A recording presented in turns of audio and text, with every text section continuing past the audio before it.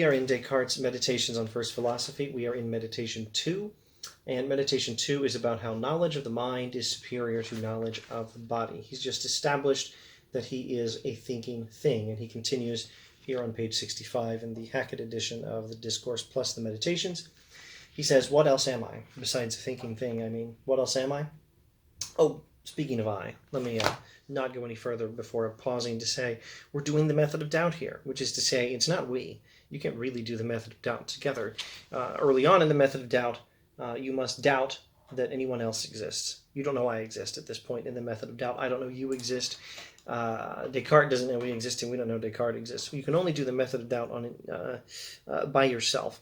So I could describe Descartes, but it's probably better if I just say I and speak in the first person. Eventually, the method of doubt restores everyone else. Eventually, if you follow through the method with Descartes, he realizes other people exist, you realize he existed, etc. But at this point, it's just me by myself thinking. And as far as I know, maybe it's not you, but if you do exist, it's just you by yourself thinking. So, what else am I? I will set my imagination in motion. I am not that concatenation of members that we call the human body, neither am I even some subtle air infused into these members, nor wind, nor fire, nor vapor, nor breath, nor anything I devise for myself. For I have supposed these things to be nothing, the assumption still stands, yet nevertheless I am something. Okay, so you might try to make a distinction, many people have done this, try to make a distinction between the body and its life, or the body and the soul that gives it life, or the body and the soul that's connected to it somehow.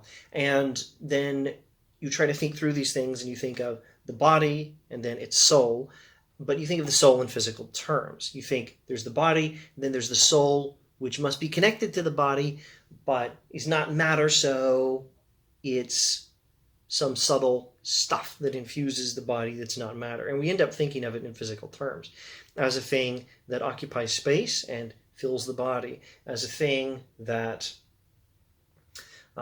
has physical effects in its interaction with the body, and perhaps can be physically affected by the body, and in the Ghostbusters version can even be captured by a machine. So some people have tried to think of the soul or the life of the body in these terms, and they've ended up just thinking of matter in a different sense. Perhaps not solid matter, but perhaps wind, fire, vapor, breath, or something else. And Descartes says, don't do that. But that's not even the immediate point. The immediate point is he knows that he is a thinking thing. Well, I should be speaking first person here. I'll try to speak as Descartes did, assuming he existed. I am a thinking thing. What else am I?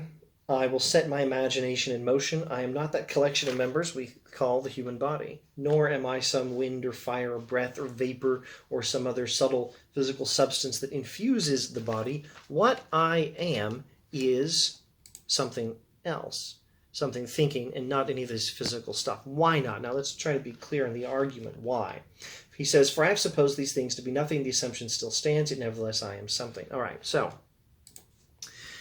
Descartes is saying that at this point of the method of doubt, there I go again, describing Descartes. At this point of the method of doubt, I am assuming, like Descartes before me if he existed, at this point of the method of doubt, I am assuming that nothing exists except what I can be certain of. It's not my actual belief about things, it's a temporary assumption for the sake of the philosophical exercise. It's not a permanent assumption, it's just a temporary assumption. It's maybe a little better to say that I refuse to believe that these things exist than that I assume they do not, but assuming they do not temporarily is a perfectly acceptable way of phrasing it.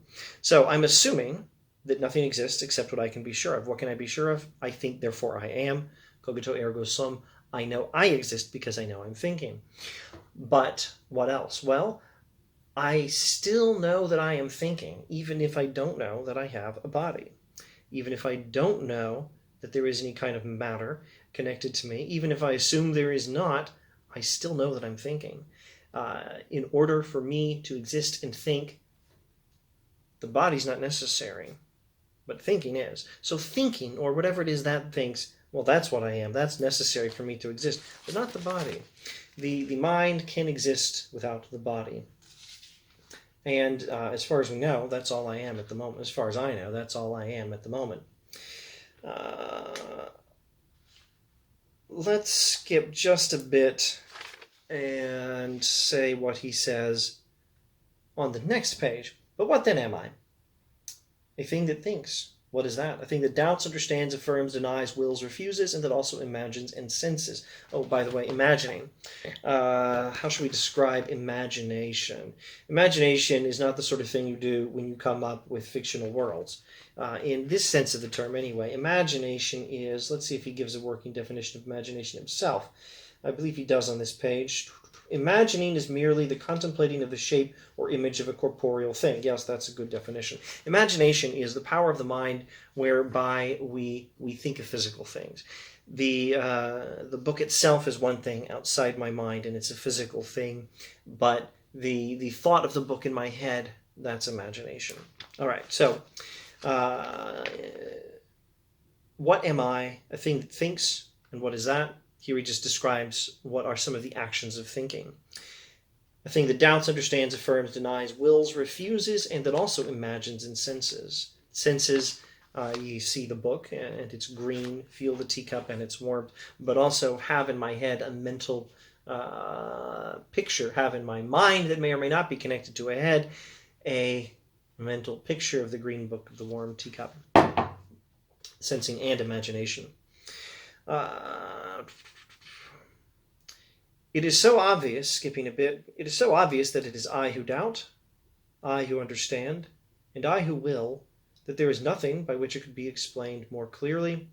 But indeed, it is also the same I who imagines, for although perhaps, as I supposed before, absolutely nothing that I imagine is true, still the very power of imagining really does exist, constitutes a part of my thought. So even if there is no book, even if there is no teacup, there's no green book, there's no warm teacup, my idea of them in my mind is a thing, and whatever I am that's a thinking thing is a thing that has the power to